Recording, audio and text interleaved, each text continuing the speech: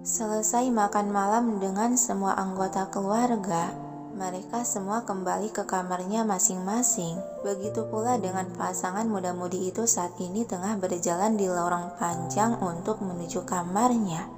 Sedari tadi terlihat Egy terus menjaga jarak dari Anissa dengan sengaja berjalan di belakang dalam jarak beberapa meter. Dan Anissa yang merasakan keanehan itu, dia melirik ke sudut mata untuk menengok ke belakang. "Hei, kamu kenapa sih? Diperhatiin dari tadi sore sampai sekarang sikapmu aneh banget." Namun Egy tak menjawab atau bahkan menatap Anissa pun tidak. Dia sengaja mengalihkan tatapan ke arah lain karena bila bersitatap langsung dengan gadis itu, bisa membuat jantungnya kembali tak karuan. Hembusan napas panjang Anissa kembali berbalik dan melangkah pelan. Dasar bocah aneh. Yang diikuti Egy pula melanjutkan berjalan menatap punggung gadis di hadapan, hingga keduanya telah memasuki kamar.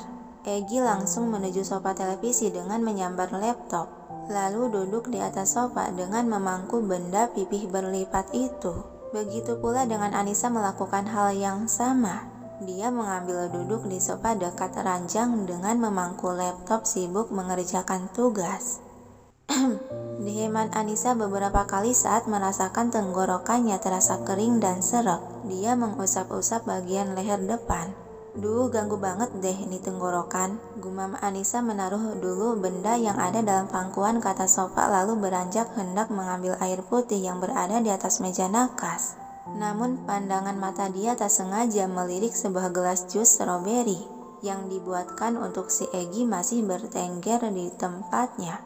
Alis dia sedikit tertaut sebal lalu mendelik tajam ke arah sofa televisi di mana lelaki itu berada. "Hei bocah, kenapa kau tidak meminum jus yang aku buatkan?" Tanpa menoleh dan tetap dalam posisinya, Egy menjawab dengan santai dan tenang.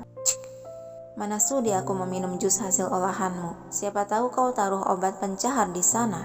Mendengar hal itu, tangan Anissa terkepal mencoba menekan amarahnya yang akan meluap. Dia menghela napas kasar membuang kekesalan dalam dada.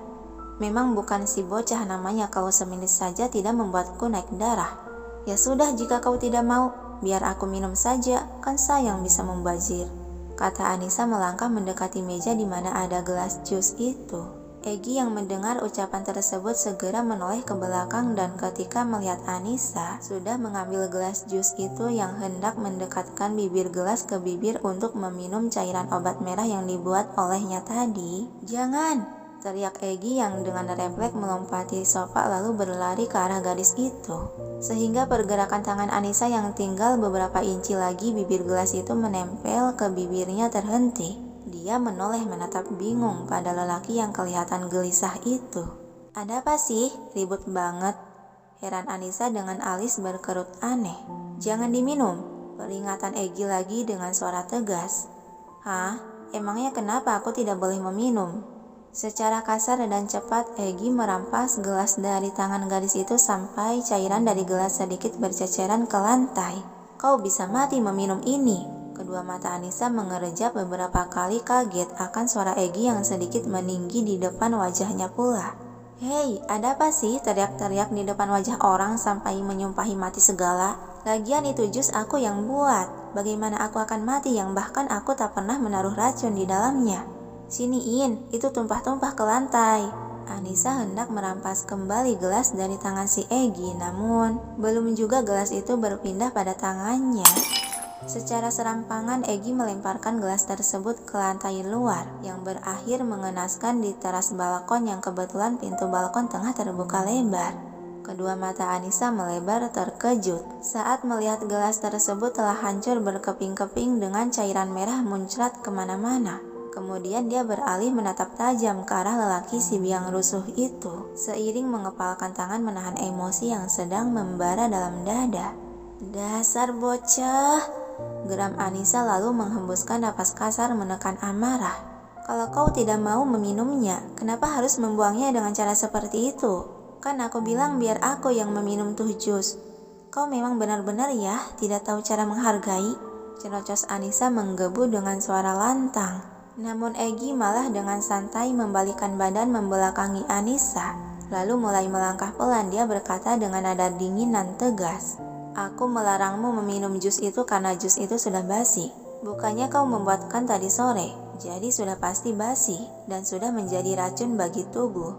Perkataan tersebut membuat Anissa termenung menatap punggung lelaki yang sedang berjalan menuju sofa televisi itu. Benar juga sih apa yang dikatakan anak ini. Jusnya kan sudah lewat beberapa jam, didiamkan tanpa penutup di atasnya lagi. Sudah pasti sudah basi kan? Aku jadi merasa bersalah karena sudah menuduh dan berteriak di depan wajahnya. Batin Anissa yang merasakan penyesalan. Lalu dia mendesah panjang menatap ke arah pintu balkon di mana pecahan bekas keributan tadi masih berserakan di sana. Aku harus membereskan dulu ini deh, sebelum ada korban yang menginjaknya. Gumam Anissa hendak berjalan ke arah pintu keluar kamar berniat untuk mengambil alat kebersihan.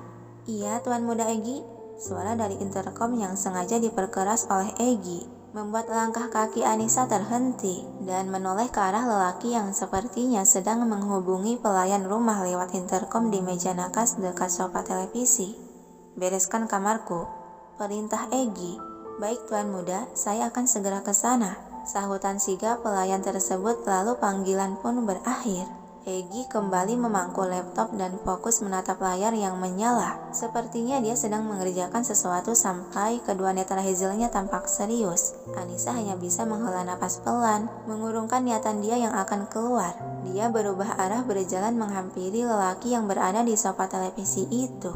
Kamu memanggil pelayan untuk membersihkannya, padahal aku juga bisa, kata Anissa yang sudah berdiri di belakang sofa yang diduduki si Egi. Hanya gumaman pelan sahutan dari lelaki yang sedang fokus itu. Anissa yang masih merasakan perasaan bersalah terselip di dalam hatinya. Dia memajukan diri hingga tubuhnya merapat ke badan sofa. Kamu pasti capek kan karena belajar di sekolah dan ngerjain banyak tugas? Aku pijitin ya, ucap Anissa lembut. Seraya mulai meletakkan kedua tangan memegang kedua bahu tegap Egi dan mulai menggerakkan jemarinya memijat pelan. Dan Egi yang merasakan sentuhan tersebut, seketika pergerakan jemarinya di atas keyboard terhenti. Dia terpaku membeku, seiring debaran jantungnya berdetak sangat cepat, sampai-sampai merasakan panas hingga menjalar ke pipi menciptakan rona manis di wajahnya. Egi, maafin aku ya, sudah seuzon padamu, yang padahal niatmu baik, dan bahkan aku juga sudah berteriak terhadapmu, kata Anissa merasa bersalah sambil terus memijat bahu. Secara tiba-tiba Egi menepis dan menyingkirkan tangan Anissa dari bahunya, lalu bangkit berdiri membelakangi berusaha menyembunyikan wajahnya yang sudah sangat merah padam, menahan perasaan baru dalam dirinya yang sedang bergejolak. Kau, jangan mendekatiku, apalagi menyentuhku. Aku tak suka disentuh oleh sembarang orang, ucap Egi. Terlihat jelas dia sedang gugup dan salah tingkah. Kemudian sesegera mungkin dia beranjak berjalan hendak pindah ke teras balkon. Hei bocah, teriak Anissa dengan suara cukup meninggi, membuat Egi sejenak menghentikan langkah kaki namun tetap memunggungi. Aku tidak butuh wanita gila yang pembangkang juga bersuara keras sepertimu, jadi kau jauh-jauh dariku. Lalu setelah mengatakan seperti itu, Egi melanjutkan langkah kakinya untuk menuju balkon dengan menenteng sebuah laptop di tangan. Dasar anak songong, aku menghentikanmu karena jangan ke balkon dulu. Di sana kan belum dibersihkan. Lagian mau ngapain sih duduk di balkon malam-malam gini? Kan bisa masuk angin, kena angin malam pula. Sudahlah, masa bodoh, diingetin malah ngegas. Dasar bocah. Ocehan Anissa dan berbalik berjalan menuju dekat ranjang di mana dia meletakkan laptopnya tadi untuk melanjutkan mengerjakan tugas perkuliahan. Sampai beberapa waktu kemudian, seorang pelayan telah membereskan kekacauan di teras balkon, dan Anissa yang tampak sibuk mengerjakan tugas itu, sudah beberapa kali dia menguap merasakan kantuk yang memberatkan mata bulatnya menjadi sayu mengerja pelan. Nggak bener nih, ngantuk banget. Lebih baik aku tidur aja lah. Kalau diterusin bisa kacau tugasku, gumam Anissa sambil menutup laptop dan meletakkan ke atas meja. Kemudian dengan malas dia beranjak ke arah lemari untuk mengambil perlengkapan tidur. Di kedua tangan Anissa sudah ada perlengkapan tidur. Dia berjalan membawa perlengkapan tersebut menuju karpet. Ketika melewati pintu balkon, langkah kaki dia sempat terhenti menoleh ke arah pintu balkon yang terbuka itu. Apa tuh anak belum ngantuk jam segini masih betah di balkon? Ah, bodoh deh. Ocehan Anissa melanjutkan langkah kaki menuju karpet sisi ranjang. Dia mulai menyiapkan dan merapihkan tempat untuk tidur. Lalu Anissa melemparkan diri merebahkan tubuh dengan posisi terlentang dan menarik selimut seiring mulai memejamkan mata untuk menuju alam mimpi. Sementara di teras balkon, Egy masih terlihat fokus menatap layar laptop dan mengerjakan sesuatu. Ya, meskipun di pikiran dia saat ini masih terbayang akan sentuhan lembut tangan gadis itu di bahunya, sehingga jantung dia masih saja berdebar walau tak sekeras tadi. Hembusan napas kasar seraya mengusap rambut. Ada apa denganku?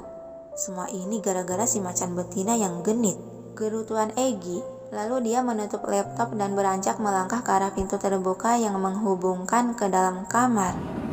Setelah menutup pintu balkon dan begitu membalikkan badan hendak melangkah, langkah kaki Egy terhenti ketika pandangan dia langsung bersirobok pada wajah lelap gadis yang tampak tertidur pulas di atas karpet di balik selimut. Lagi-lagi debaran jantung Egy kembali berdetak kencang sampai-sampai terdengar ke gendang telinganya sendiri. Egy memegangi dada merasakan debaran tersebut, seraya menatap Anissa. Ini bereaksi hanya karena melihatnya saja. Kemudian dengan langkah pelan dia beranjak mendekati ranjang, lalu melemparkan diri ke atas kasur dengan posisi terlentang. Egy menatap lurus ke langit-langit kamar sambil sebelah tangan memegangi dada merasakan kembali debarannya yang semakin kencang. Dia menghela napas panjang dan mencoba memejamkan mata. Namun itu tidak berhasil membuat dia tenang ataupun tertidur.